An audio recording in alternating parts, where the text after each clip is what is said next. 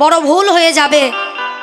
এক জমিদার মশাই কখনো কারোর ভালো চাইনি, কারণ নিজেরই ভালো চাইনি। বাবা কিছু কথা বলে পদাবলী কীর্তনে আমি যাব, কিছু কথা বলে জীব শিক্ষা। তাহলে জমিদার মশাই কি করেছে? কোনোদিন কারোর দান করেনি, কখনো কাউকে ভালোবাসেনি। তার জমিদারি কতটা জায়গা আছে সে সবসময় দেখে দেখে রাখতো, আর কোনো প্রাণী যদি তার জমিতে পা দিত তাকে আঘাত করত। ওমা জমিদারের বয়স প্রায় হয়ে এসেছে 50-এর গায়ে। এখন দেখবেন রসের যৌবন, রস কমলে আস্তে আস্তে তখন কাজ হয়ে যায়। বাবা 40-50 পর্যন্ত এগোবে, তারপরে আস্তে আস্তে গুটিয়ে আসবে। কারণ শক্তি সামর্থ্য থাকতে, শক্তি থাকতে ভক্তি আসে না। এই শক্তি কমে গেলে ভক্তি আসলে সেই ভক্তিতে পাওয়ার থাকে না। আপনি শক্তি থাকতে ভক্তি করুন, দেখবেন সেই ভক্তিতে পাওয়ার থাকবে। আর আপনার শক্তিও শেষ, সেখানে ভক্তি আসবে না। জমের তরাসে কিছু না কিছু হতে পারে, কিন্তু কর্মগুণে ফল আসবে না। এইবার জমিদার কি করেছে? দাঁড়িয়ে আছে। নারদ কি করেছে? ওই পথ দিয়ে 7টা দিন ওই পথ দিয়ে যেতে হবে। এখন প্রথম দিন নারদ চলে গেছে ভোরবেলা, পরের দিন জমিদার এসে দেখে বড় বড় পায়ের ছাপ। এখন কে এসেছে তাকে তো খুঁজতে হবে। পরের দিন ভোরবেলা নারদ এসে দাঁড়িয়ে আছে। নারদ যাবে, জমিদার মানে পাহারা দিচ্ছে, কে যায় এত বড় পা নিয়ে আমি দেখব। এবার দেখে নারদ যাচ্ছে গান করতে করতে। তা গান করতে করতে যাচ্ছে, কৃষ্ণ কেশব কৃষ্ণ কেশব মধুমাকায়ে নাম হরি নাম সুধা মাকায়ে নাম কৃষ্ণ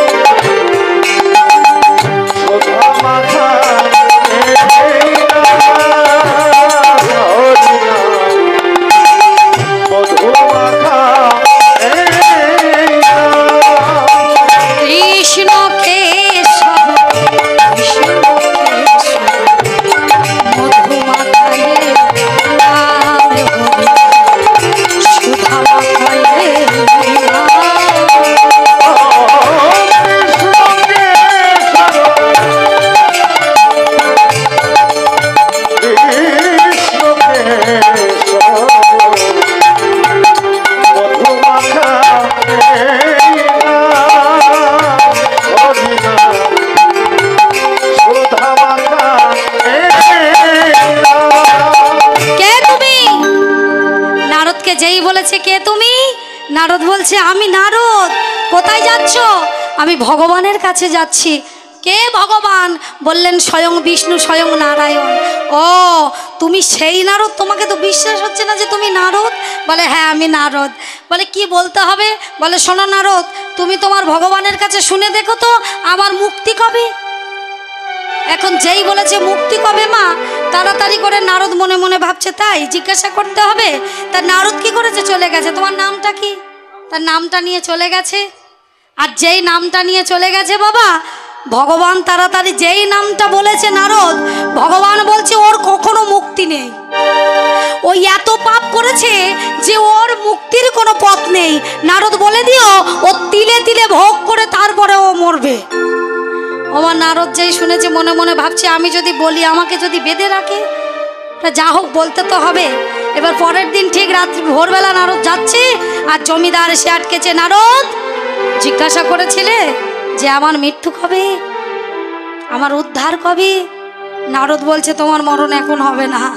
তুমি এত পাপ করেছো যে তোমার পাপের জন্য তোমায় তিলে তিলে কষ্ট পেতে, যন্ত্রণা পেতে তোমায় মরতে হবে।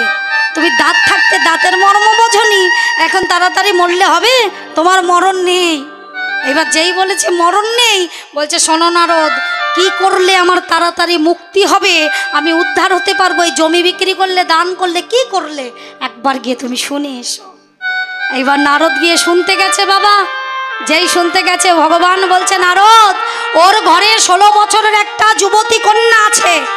ওই 16 বছরের কন্যাকে নিয়ে ঘরে যদি দরজা বন্ধ করে 6 মাস থাকতে পারে, তাহলে উদ্ধার হয়ে যাবে। কোনো বাবা তার নিজের 16 বছরের কন্যাকে নিয়ে ঘরবন্দি হয়ে থাকতে পারে? ও মায়েরা, পারে? কোনো বাবা পারে? এখন নারদ বলছে এই কথা যদি বলি প্রভু, তাহলে সে জমিদার তো আমার আর এই পথ দিয়ে আসতে দেবে না, এখনো তো আমার হাতে 4 দিন বাকি। বলছে শোনো নারদ, তোমাকে জিজ্ঞাসা করেছে, তুমি বলে দিও। পরের দিন নারদ ভয়ে ভয়ে আর একটু রাতে, মানে ভোরের একটু প্রারম্ভে একটু আগে এসেছে, যদি জমিদার না আসে তার আগে চলে যাব। এইবার নারদের আসবার আগে সে আরো 1 ঘন্টা আগে এসে বসে আছে। বলে নারদ আমার পথ দেখাবে, আমি একটু আগে আগে যাই। সেই জন্য বললেন বাবা যেতে যদি হয় আগে আগে নেমে পড়তে হবে। এইবার জমিদার এসে দাঁড়িয়ে আছে, আর ঠিক নারদ কৃষ্ণ নাম করতে করতে ওই পথ দিয়ে, সেদিন আর কৃষ্ণ নাম মুখে আসছে না নারদের। বলে আজ তো কপালে আছে, কি আছে কে জানে। এইবার নারদ ধীরে ধীরে ধীরে ধীরে, পায়ে শব্দ করছে না, বিনার যন্ত্র শব্দ হচ্ছে না। নারদ কি করছে, আস্তে আস্তে ধীরে ধীরে কৃষ্ণ নাম নিয়ে কৃষ্ণ কৃষ্ণ কৃষ্ণ করতে করতে যাচ্ছে। আর এদিকে জমিদার এসে ধরেছে, এই নারদ, যাচ্ছ আমাকে বলে যাবে না? আমার উদ্ধারের পথটা দেখিয়ে দেবে না? তুমি তো ভালোই চালাক, তোমাকে বেঁধে রেখে দেবো, কৃষ্ণ কৃষ্ণ আর বলা হবে না। তা বলছে, নারদ বলছে বলবো, বিশ্বাস করবেন তো? বলছে হ্যাঁ বিশ্বাস করব। নারদ বলছে তাহলে বলি, বিশ্বাস করতে হবে কিন্তু, ভগবান বলেছে, ভগবানের কথা বিশ্বাস করলে উদ্ধার হতে পারবেন। আচ্ছা ঠিক আছে বলো দেখি। নারদ বললেন তুমি যদি তোমার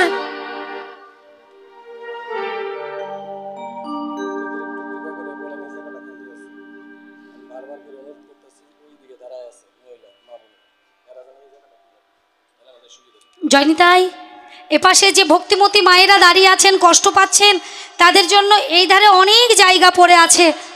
তারা ধীরে ধীরে এসে এই জায়গাটা নিতে পারেন, এই আসরটা নিতে পারেন, আসনে বসতে পারেন, দাঁড়িয়ে থাকবেন না, এই পাশে এসে বসুন, আপনাদেরও ভালো লাগবে। এইবার নারদ বলছে শোনো, বলবো? বলি কি, আমার ভগবান বলেছে তোমার ঘরে কি 16 বছরের কন্যা আছে? হ্যাঁ আছে।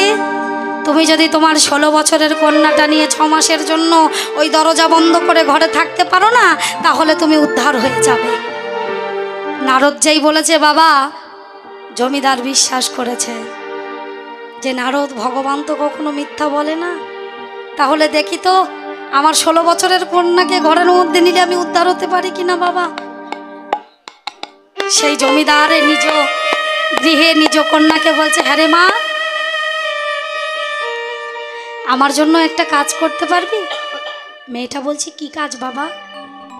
বলছে আমার সঙ্গে 6 মাসের জন্য ঘরের মধ্যে গিয়ে থাকতে পারবি? 16 বছরের যুবতী কন্যা বলছে বাবা আমি তোমার সঙ্গে 6 বছর ঘরের মধ্যে থাকবো? 6টি মাস থাকতে হবে মা।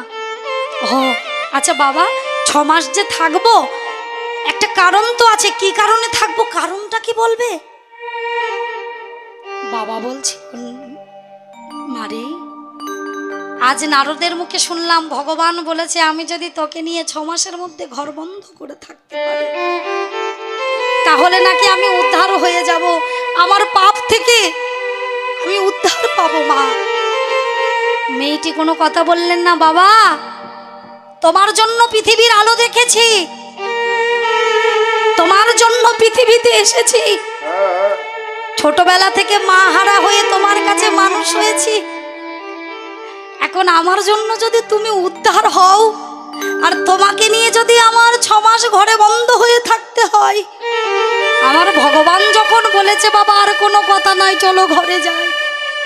6 মাসের চাল ডাল নিয়ে নিজের কন্যাকে নিয়ে ঘরের মধ্যে যেই না দরজা দিয়েছে, গ্রামের লোক ছিছি করছে, একে অপরকে বলছে, এর কান থেকে ওর কানে যাচ্ছে, 1 গ্রাম নাই বাবা 7 গ্রাম হয়ে যাচ্ছে, যে রাজা নিজের কন্যাকে নিয়ে ঘরের মধ্যে দরজা বন্ধ করে দিয়েছে।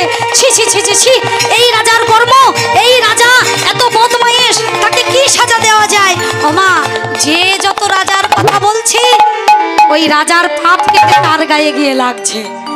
আমার কর্মফল, আমার যা পুণ্যি ভগবান ওই রাজার গায়ে দিচ্ছে, আর আমি তার নিয়ে আলোচনা করবার জন্য তার যত পাপ আমার গায়ে লাগছে। আমি কি করলাম? রাজামশাই 6 মাস নয় 16 দিনে উদ্ধার হয়ে গেল। কেন? এই 7 গ্রামের লোকের কৃপায়। সেই জন্য বললেন তুমি যাহা বদনে করোনাই প্রকাশ, অপ্রকাশিত ভাষা কি যে সর্বনাশ। এই হৃদয়ে জুড়িয়া রয়েছে আকাশ, মানে সেই ব্রহ্ম আমার ভগবান। তুমি মানুষের মুখে কালি দিও না, কেউ কাউকে নিয়ে আলোচনা করো না, তাহলে কখনোই তুমি কিচ্ছু করতে পারবে না। তুমি যদি নিতে চাও, তুমি যদি নিয়ে যেতে চাও, তাহলে একমাত্র সঞ্চয় হলো ভগবানের নাম।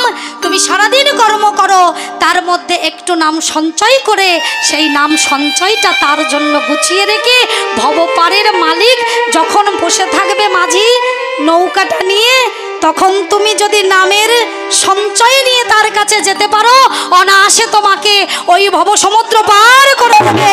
তাই গৌর হরি বল।